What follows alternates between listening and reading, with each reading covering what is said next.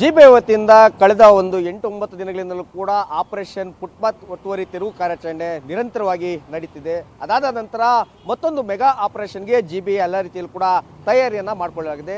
ನಾಳೆಯಿಂದ ರಸ್ತೆ ಬದಿಯಲ್ಲಿ ನಿಲ್ಲಿಸಿದ್ದಂಥ ಬಿಡಾಡಿ ವಾಹನಗಳು, ಅದೇ ರೀತಿಯಲ್ಲಿ ಅನಾಥ ವಾಹನಗಳಿಗೆ ನೋಟಿಸನ್ನು ಕೊಡೋದಕ್ಕೆ ಜಿಬಿಎ ಮತ್ತು ಟ್ರಾಫಿಕ್ ಪೊಲೀಸರು ಕೂಡ ಮುಂದಾಗಿದ್ದಾರೆ.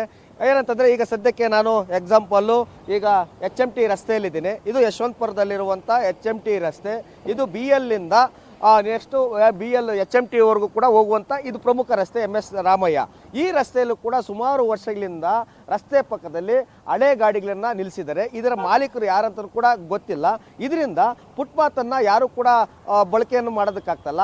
ಯಾವಾಗ ಅನಾಥ ಶವ ವಾಹನಗಳನ್ನ ಇಲ್ಲಿ ನಿಲ್ಲಿಸಿರ್ತಾರೋ ಅದರಿಂದ ಒಂದಷ್ಟು ಜನ ಸಾರ್ವಜನಿಕರು ಕಸವನ್ನು ಕೂಡ ತಂದು ಹಾಕಿರ್ತಾರೆ. ಇದರಿಂದ ಪಾದಚಾರಿ ಮಾರ್ಗ ಸಾಕಷ್ಟು ಪ್ರಮಾಣದಲ್ಲಿ ಹಾಳಾಗಿದ್ದು ಅಲ್ಲಿ ಸುಗಮವಾಗಿ ನಡ್ಕೊಂಡು ಹೋಗೋದಕ್ಕಾಗೋದಿಲ್ಲ. ಕೆಲವೊಂದಷ್ಟು ಜನ ಡಬ್ರೀಸ್ ಆಗಿರ್ಬೋದು, ಕಸ ಇಂಥವನ್ನೆಲ್ಲವನ್ನು ಕೂಡ ತಂದು ಸುರಿದಿರುವಂಥ ಪ್ರಸಂಗ.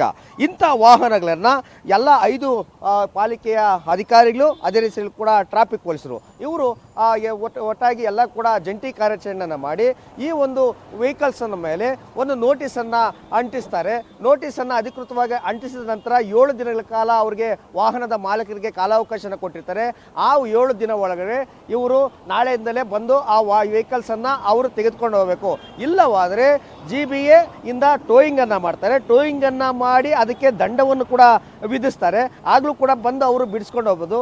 ಆಗಲೂ ಏನಾದರೂ ಬಂದಿಲ್ಲ ಅಂತಂದರೆ ಇಂಥ ವಾಹನಗಳನ್ನು, ಜಪ್ತಿ ಮಾಡಿದಂಥ ವಾಹನಗಳನ್ನು ಅವು ಹರಾಜಿಗೆ ಸಾರ್ವಜನಿಕರು ಯಾರು ಬೇಕಾದರೂ ಬಂದು ಈ ವಾಹನಗಳನ್ನು ಖರೀದಿ ಮಾಡುವಂಥ ಅವಕಾಶವನ್ನು GBA ಕಲ್ಪಿಸಿಕೊಟ್ಟಲಾಗಿದೆ. ಹೀಗಾಗಿ ಆಪರೇಷನ್ 2.0 ಫುಟ್ಪಾತನ್ನು ಒತ್ತುವರಿ ತೆರವು ಮಾಡೋದಕ್ಕೆ ಕೃಷ್ಣ ಬೈರೇಗೌಡರು ಸೂಚನೆ ಕೂಡ ಕೊಟ್ಟಿದ್ದಾರೆ. ಹೀಗಾಗಿ ಯಾರಾದರೂ ಸುಮಾರು ವರ್ಷಗಳಿಂದ ರಸ್ತೆ ಬದಿಯಲ್ಲಿ ಮತ್ತು ಫುಟ್ಪಾತ್ನಲ್ಲಿ ಯಾರಾದರೂ ಅನಧಿಕೃತವಾಗಿ ಪಾರ್ಕಿಂಗನ್ನು ಮಾಡಿದರೆ ಈಗಲೇ ವಾಹನ ಮಾಲೀಕರು ಎಚ್ಚೆತ್ತುಕೊಂಡು ನಿಮ್ಮ ವಾಹನಗಳನ್ನು ತೆಗೆದುಕೊಂಡು ಹೋಗಿ.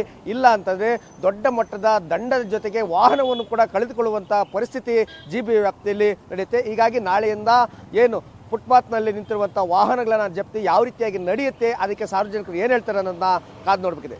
ಕ್ಯಾಮ್ರಾಮನ್ ರವಿಕುಮಾರ್ ಜೊತೆ ಮಲ್ಲಂಡಳ್ಳಿ ಶ್ರೀಧರ್, ಪವರ್ TV, ಬೆಂಗಳೂರು.